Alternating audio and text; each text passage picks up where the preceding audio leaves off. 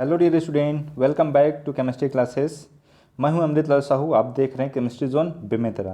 तो चलिए आज हम लोग क्लास 11 केमिस्ट्री का लेक्चर नंबर 12 डिस्कस करते हैं। जानते हैं कि 12th जो लेक्चर नंबर है एवोगैड्रोस लॉ। ठीक है, ये टॉपिक हम डिस्कस करेंगे जो कि केमिकल कॉम्बिनेशन का 5th नंबर पॉइंट भी है। ठीक है, एवोगैड्रो लॉज जो होगा ये किस तरह से गैसों का जो रूल है, गैलुसाक रूल है, उसी पर ही ये डिपेंड करता है। और उसी तरह से इसको भी डिफाइन किया गया है कि गैसों का जो वॉल्यूम होता है, ठीक है, इनके का टेम्परेचर और प्रेशर दोनों को एक ही कंडीशन पे रखे जाते हैं ना, तो जो बनने वाला जो प्रोडक्ट होता है उनमें भी जो गैसेस जो मॉलिक्यूल होते हैं उनके जो नंबर ऑफ मॉलिक्यूल्स होते हैं वो भी इक्वल होते हैं।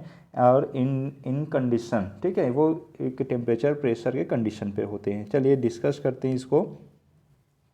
In 1811, Avogadro proposed that equal volume of all gases at the same temperature and pressure should contain equal number of molecule. Avogadro made distinctions between atom and molecule, which is quite understandable in present times. देखिए, if we consider again the reaction of hydrogen and oxygen to produce water. जैसे कि हम देख सकते हैं कि ये जो एग्जांपल है आपका किसके लिए है कि कोई भी जो मॉलिक्यूल होगा कि जैसे टेम्परेचर और प्रेशर को यदि इक्वल रखते हैं, ठीक है, टेम्परेचर एंड प्रेशर को यदि इक्वल रखते हैं और इस कंडीशन पर आगे हम जब नंबर ऑफ मॉलिक्यूल जो रिएक्शन में पार्टिसिपेट लेने वाले हैं और जो बनने वाले जो प्रोडक्ट है, तो नंबर ऑफ मॉलिक्यूल जिस टेम्परेचर और प्रेशर पे होंगे, एटम या मॉलिक्यूल हो सकते हैं, वो इक्वल नंबर ऑफ रेशियो में या सिंपल रेशियो में प्रेजेंट होंगे।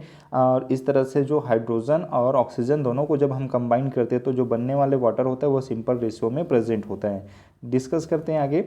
We see that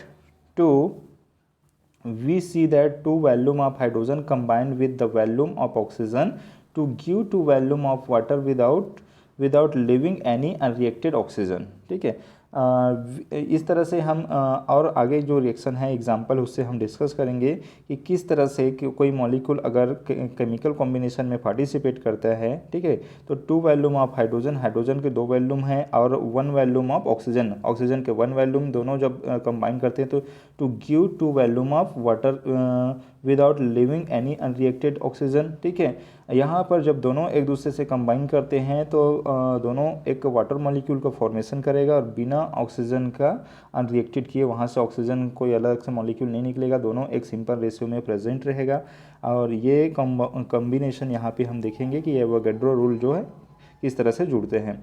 note that in the figure each box contain equal number of molecule. In fact Avogadro could explain the above result by considering the molecule to be polyatomic. Molecule polyatomic भी हो सकते हैं। ठीक है, ये है Avogadro, Lorenzo, Romano, Amedeo, Carlo, Avogadro, di Quaregna, e di Cerreto. देखिए कितना सारा लंबा नाम है। तो ये 1776 में और 1856 तक के इन्होंने बहुत सारे ऐसे इसका जो लाइफ स्टाइल रहा और उसमें बहुत सारे स्टडी किए।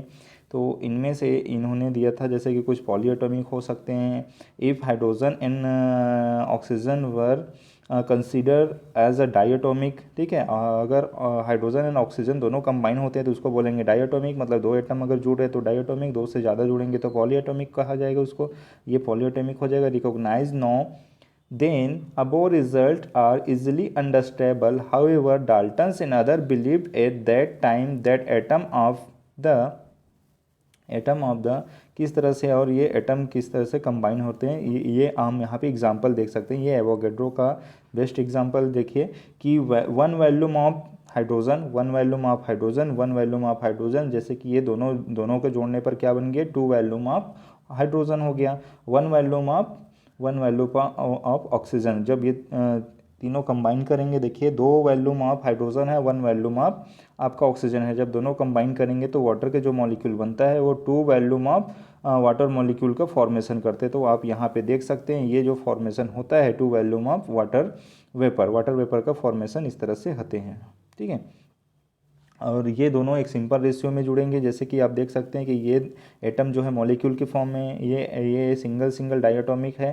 तो ये अगर यहाँ पे वैल्यू मॉलिक्यूल लेंगे तो मॉलिक्यूलर एक फॉर्मेशन होगा, तो H2 is equal two molecule कहला सकता है। ठीक है, यहाँ पर ये दोनों एटम एक साथ कंबाइन है तो ये मॉलिक्यूल के फॉर्म में है, तो दोनों मॉलिक्यूल के फॉर्म में तो बनने वाला भी सिंपल रेशियो एक मॉलिक्यूल बनने वाला है। ठीक है, बनने वाला सिंपल रेशियो मॉलिक्यूल बनने वाला, वाटर के एक सिंपल मॉलिक्यूल फॉर्मेशन कर रहे हैं और ये सिंपल रेशियो में रहते हैं। ठीक है, सम काइंड डिस्कस करते हैं आगे।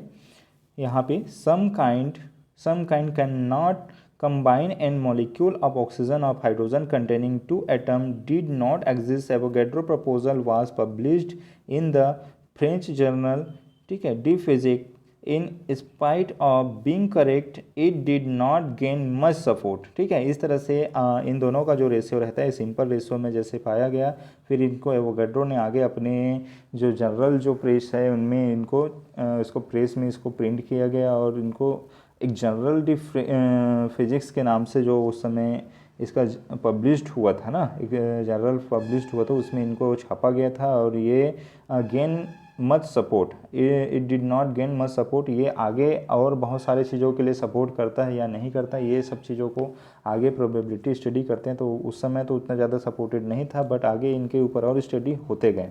आगे जब इसका स्टडी होते गया तो स्टडी होने से इनको मिलते गया कि after about 50 year in 1860 the first international conference on chemistry was held in Karlsruhe Germany to resolve various ideas. ठीक है, इनमें जब इनका और जब क्या हुआ, केमिकल कॉन्फ्रेंस हुआ तो इनके जो ये थ्योरी था, जो एवोगैड्रो का रूल था, उन्होंने इस आइडिया को वहाँ पे रखा गया। At the meeting Stanislao Cannizzaro presented a sketch of course chemical philosophy which emphasized on the importance of Avogadro's work। उन्होंने इस कॉन्फ्रेंस में एवोगैड्रो के जो एम्फेसाइज्ड है उनको बताया गया। जब स्टार्टिंग में इन्होंने जनरल में छापा तो इनका कोई भी उस समय कोई सपोर्ट नहीं था और ना ही कोई इसका वैल्यू था, ऐसा उनको कहा गया। बट इनके जब 15 ईयर के बाद, 50 साल के बाद जब इसका स्टडी किया गया तो इनकी वैल्यू नेशनल कॉन्फ्रेंस में, केमिकल कॉन्फ्रेंस में स्टडी किया गया और बताया गया कि इनकी वैल्यू प्रेजेंट है। और इस वैल्यू को स्टडी करते हुए आगे वैज्ञानिकों ने कहा कि ये जो रूल है अकॉर्डिंग टू आगे डाल्टन्स एटॉमिक थ्योरी और बाकी थ्योरीज में भी हेल्प कर सकते हैं, गैसियस के मॉलिक्यूल में इनका योगदान हो सकता है। फिर अगला हमारा जो टॉपिक रहेगा वो टॉपिक है आपका Dalton's atomic theory. Dalton's atomic theory हम लोग एक नया टॉपिक लेकर आऊँगा मैं। और डाल्टन्स एटॉमिक थ्योरी किस तरह से डाल्टन्स ने इस एटॉमिक थ्योरी को अपने पोस्टुलेट के जरिए से बताया गया है, कैसे डाल्टन्स की थ्योरी को डिफाइन किया गया है, मैं आप लोग को बताऊंगा गाइज। आप देखते रहिए केमिस्ट्री जोन बेमेतरा। वीडियो अच्छा लगे तो लाइक कीजिए, शेयर कीजिए, सब्सक्राइब कीजिए।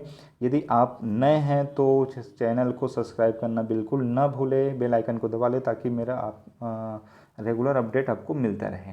Okay, thank you very much.